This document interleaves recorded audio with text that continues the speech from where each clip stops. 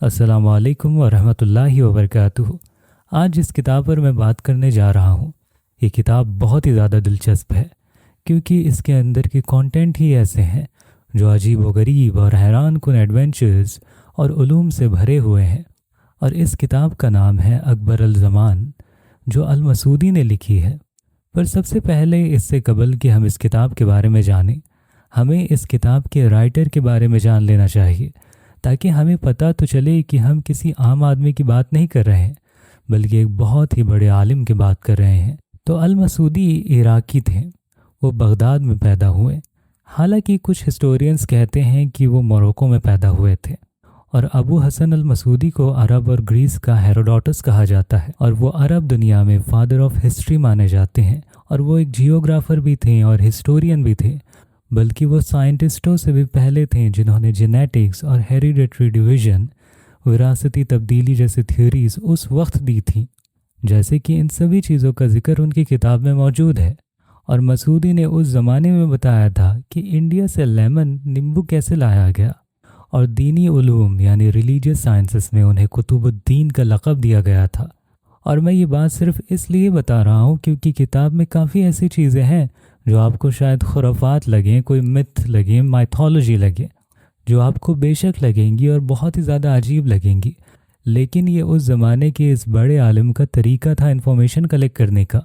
और जो किताब हम तक पहुंची है वो असल किताब का एक सिर्फ छोटा सा हिस्सा है, जिसमें तकरीबन 249 पेजेस हैं। यानी हमें असल काम का बहुत ही थोड़ा हिस्सा मिला है। और इस किताब का पूरा नाम है अकबर अल ज़मान व मन आबाज़ा अल हदसान व अजायब अल बुल्दान।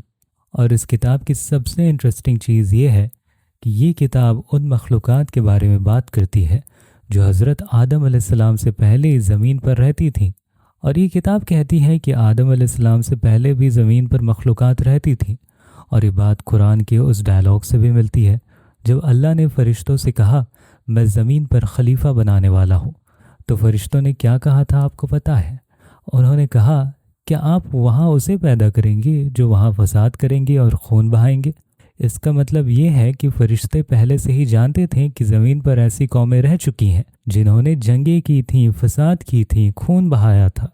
और आपको पता होना चाहिए कि मसूदी एक बहुत ही बड़े ट्रैवलर भी थे, और उन्होंने ज़मीन के अलग अलग हिस्सों का सफ़र किया ताकि वो वहाँ के हिस्ट्री और जियोग्राफी को समझ सकें। और मसूदी ने काफ़ी डिटेल में उन मखलूक़ात की डिटेल्स लिखी जो इंसानों से पहले रहती थी। वो लिखते हैं कि कोई बहुत लंबा था, कोई बहुत ही चौड़ा था, कोई नीला था, बल्कि कुछ मखलूक़ात तो बिल्कुल वैसी थीं जैसे हम ग्रीक माइथोलॉजी, यूनान की कहानियों में सुनते हैं। और ज़मीन पर उस वक्त बहुत सी अजीब व गरीब मखलूक़ात रहती थीं। और ये सब कुछ मसूदी कहते हैं।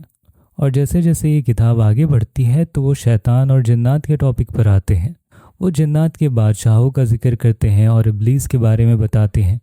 वो कहते हैं कि अरब के यहाँ इब्लीस का पुराना नाम अल हरीस था और उसकी माँ का नाम अबा मुर्रा था। और उन्होंने जन्नात के बड़े बादशाहों में से एक का नाम भी बताया है, शमाइल बिन अरीस। और इसके बाद वो ज़मीन पर मौजूद 7 वंडर्स, 7 अजूबों और पुरानी सिविलाइजेशंस की बात करते हैं जो आदम अलैहिस्सलाम से पहले थी। और मसूदी का मानना है कि पुरानी बिल्डिंग्स और सिविलाइजेशंस में जिन्नात का भी कंट्रीब्यूशन है, हिस्सा है, सिर्फ इंसानों का ही नहीं है बल्कि उन जिनों का भी है। और एक जगह मसूदी अपनी किताब में एक काफ़ी इंटरेस्टिंग वाक़या सुनाते हैं कि कुछ लोग समंदर के सफ़र पर निकले और उनका जहाज़ डूब गया और सब कुछ ख़त्म हो गया, सोना, पैसा, सब कुछ डूब गया। और उनमें से ज़्यादातर लोग मर गए, लेकिन एक शख्स बच गया और वो अकेला समंदर में तैरता हुआ स्विम करता रहा।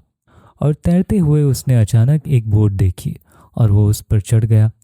और उसने सोचा कि वो बच गया है, और वो लोग उसे एक जजीरे, एक आइलैंड पर ले गए। और यूं ही कहानी आगे बढ़ती है तो वो शख्स बताता है कि वो और उसके साथी एक जजीरे, एक आइलैंड पर पहुंचे थे और वहाँ कुछ औरतें थीं। और जब उनके साथी उन औरतों के पास गए तो उन औरतों ने उन सब को मार डाला और सिर्फ ये एक शख्स ही बचने में कामयाब हुआ। और बाद में ये कहानी सुनकर लोग हैरान रह गए, जिसे अल मसूदी ने बयान किया। और बाद में लोगों ने उस जजीरे को ढूंढने की बहुत ही ज़्यादा कोशिश की, बहुत चक्कर लगाए, लेकिन वो जजीरा उन्हें दोबारा कभी नहीं मिला। और किताब में एक और जजीरे का जिक्र आता है जहाँ सुल्तानी वीर नाम की जगह थी, जहाँ लोग इंसानों को खाते थे। और ये बात बिल्कुल ही सच लगती है, क्योंकि आज भी अमेज़न के जंगलात में ऐसे कबीले रहते हैं जो इंसानों का गोश्त खाते हैं। और मसूदी ने सदियों पहले ही इसका जिक्र किया था। और वो कहते हैं कि वहाँ के लोग अजीब तरह की खुशबू लगाते थे, परफ्यूम लगाते थे और कपूर यूज़ करते थे। और वो सब मुसाफिरों से अजीब सवाल पूछते थे। और ये किताब पढ़ते हुए तो मुझे अलिफ लैला द अरेबियन नाइट्स 1001 रातों की कहानी याद आती है कि कैसे अरेबियन नाइट्स के वाक़यात भी हकीकत से इंस्पायर्ड हैं। और इसके बाद जैसे ये किताब आगे बढ़ती है तो इसमें इजिप्शियन पिरामिड्स का जिक्र आता है। और यहाँ पर मुझे सबसे ज़्यादा पसंद ज़राक अल यमामा की कहानी आई। और मैं आपको बता दूँ कि ये एक हकीकी औरत थी जिसके बारे में मशहूर था कि वो कई किलोमीटर दूर तक देख सकती थी। उसकी नज़र बहुत ही ज़्यादा तेज़ थी, उसकी आँखों में कोई एक्स्ट्रा ऑर्डनरी एबिलिटीज़ थीं। और मसूदी यहाँ पर सिर्फ कहानियाँ ही नहीं सुनाते बल्कि साइंटिस्ट की तरह सोचते हैं। वो कहते हैं कि शायद उनकी आँखों की बनावट छोटी थी या ऐसी थी जो दूर की चीज़ें फोकस कर सकती थी। और वो इसे चांद की सतह देखने से कंपेयर करते थे, यानी वो मिथ को साइंटिफिक तरीके से समझाने की कोशिश कर रहे थे।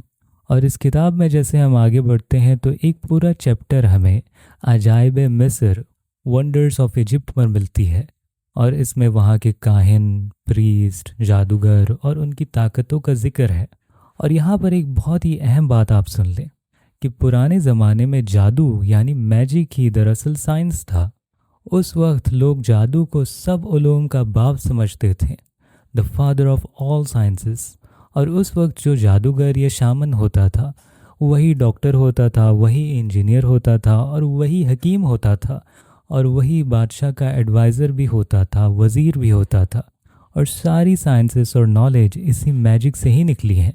और मिस्र की पुरानी लिखाई जैसे आपको पता है हेरियोग्लिफिक्स, दरअसल वहाँ के मंदिरों, टेम्पल्स के पुजारियों की कोड लैंग्वेज थी वो, जो सिर्फ वही समझ सकते थे।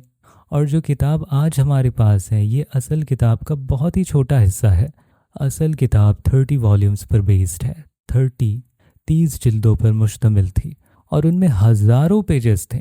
और किसी को भी नहीं पता कि वो असल किताब कहाँ गई। शायद वो वेटिकन की लाइब्रेरी में छुपी हो या यूरोप की किसी पुरानी लाइब्रेरी में पड़ी हो। और आप ये ध्यान से समझ लें कि मसूदी कोई आम आदमी नहीं थे, वो अरब हिस्ट्री के फादर माने जाते थे और वो एक बहुत ही बड़े साइंटिस्ट और थिंकर थे। और अगर वो 30 वॉल्यूम्स हमें मिल जाएं तो उसमें ऐसी थ्योरीज और नॉलेज मिल सकती हैं जो आज भी इंसानियत के काम आ सकती हैं। यहाँ तक कि मैं कहता हूँ कि हमारी ज़िंदगी की रुख बदल सकती है। ये किताब रियलिटी और मिथ के बीच की एक लाइन है। इसमें कुछ चीज़ें आपको कहानी लग सकती हैं लेकिन कुछ चीज़ें बहुत ही गहरा राज, सीक्रेट्स हो सकती हैं। और मैं अब आपसे पूछता हूँ कि आपका इस किताब के बारे में क्या ख़्याल है और क्या आप चाहते हो कि मैं ऐसी वीडियोज़ और बनाऊँ और भी कई सारे मिस्टीरियस किताबों के बारे में मैं आपको बताऊँ जिसमें हिडन नॉलेज थी, जिसमें हिडन और सीक्रेट नॉलेज मौजूद थे और अभी भी हैं। और अगर आपको मेरा काम पसंद आता है और मेरे काम को आप आगे बढ़ाना चाहते हैं तो इस क्यूआर से आप मेरे काम को सपोर्ट कर सकते हैं। तो मिलते हैं अपनी अगली वीडियो में, तब तक के लिए अपना और अपनों का ख्याल रखिएगा। खुदा हाफिज़।